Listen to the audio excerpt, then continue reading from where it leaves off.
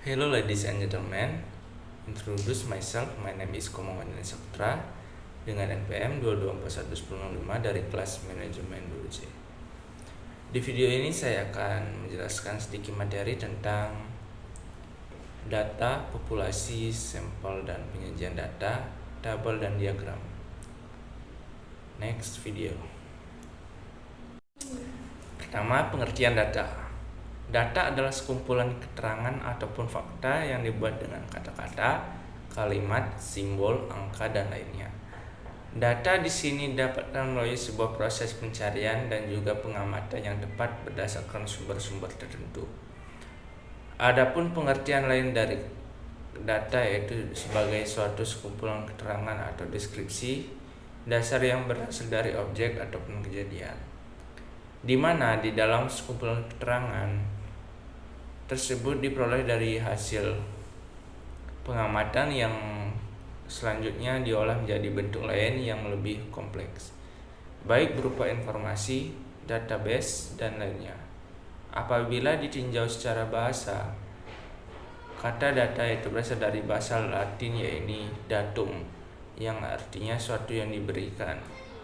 Dari istilah itu, maka bisa kita jumpai arti data yang adalah hasil dari pengukuran atau pengamatan suatu variabel tertentu dalam bentuk kata-kata, warna, angka, simbol, dan keterangan lainnya.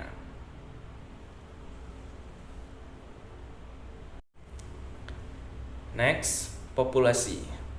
Populasi adalah keseluruhan, totalitas atau generalisasi dari suatu individu, objek, ataupun subjek yang mempunyai kuantitas dan karakteristik tertentu yang akan diteliti, yang dapat berupa orang, benda, institusi, peristiwa, dan lain-lain yang di dalam dapat diperoleh ataupun dapat memberikan informasi atau data penelitian yang kemudian dapat ditarik kesimpulan.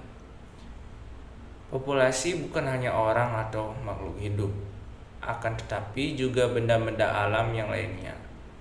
Populasi juga bukan hanya sekedar jumlah yang ada pada objek maupun subjek yang dipelajari, akan tetapi meliputi semua karakteristik, sifat-sifat yang dimiliki oleh objek atau subjek tersebut. Bahkan satu orang pun bisa digunakan sebagai populasi karena suatu yang tersebut memiliki berbagai karakteristik, misalnya seperti gaya bicara, disiplin, pribadi, hobi, dan lain sebagainya.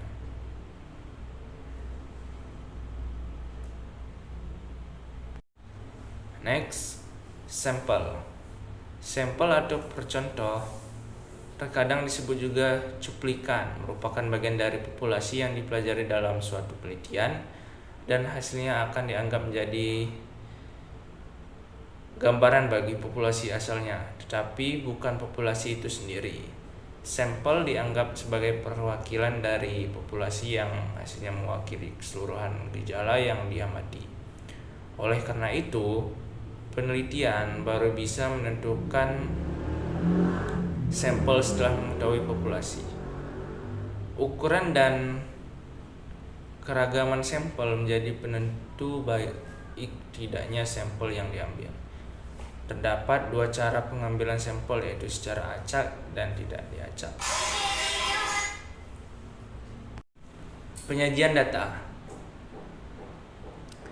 Penyajian data adalah kegiatan menampilkan data dalam bentuk yang lebih mudah dipahami melalui tabel, diagram, atau bentuk lainnya. Untuk menunjukkan hubungan, perbandingan, pola kecenderungan, maupun pencilan dalam data.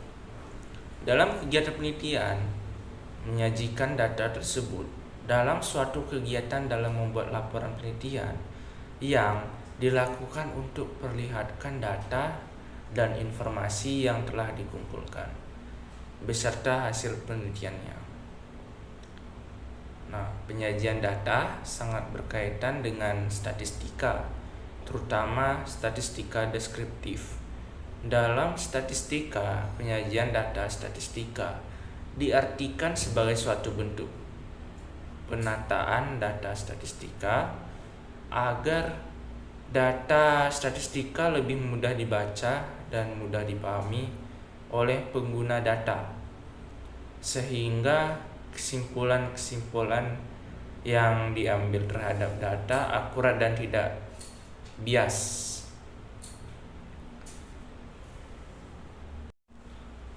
Next, macam-macam penyajian data. Macam-macam penyajian data. Yang pertama ada penyajian data dalam bentuk tabel. Tabel merupakan suatu susunan data dalam bentuk barisan dan kolom. Penyajian data dalam bentuk tabel berarti pengumpulan data-data ke dalam sekelompok yang sama pada suatu baris atau kolom, sehingga setiap kelompok memiliki frekuensi atau jumlah. Penyajian data dalam bentuk diagram. Penyajian data dalam bentuk diagram akan lebih menarik dibandingkan dalam bentuk tabel karena bentuk gambar-gambar penyajian data bentuk ini dibedakan menjadi dua. Yang pertama, diagram lingkungan dan diagram batang. Yang ketiga ada diagram lingkaran. Pada diagram lingkaran, data-data akan disajikan dalam bentuk lingkaran. Data-data ini telah dibagi menjadi juring-juring berdasarkan kelompok masing-masing. Yang keempat ada diagram batang. Pada diagram batang, data-data akan disajikan dalam bentuk persegi panjang yang memanjang ke atas dan memiliki lebar yang sama. Setiap batang tidak boleh saling menempel dan harus memiliki jarak yang sama.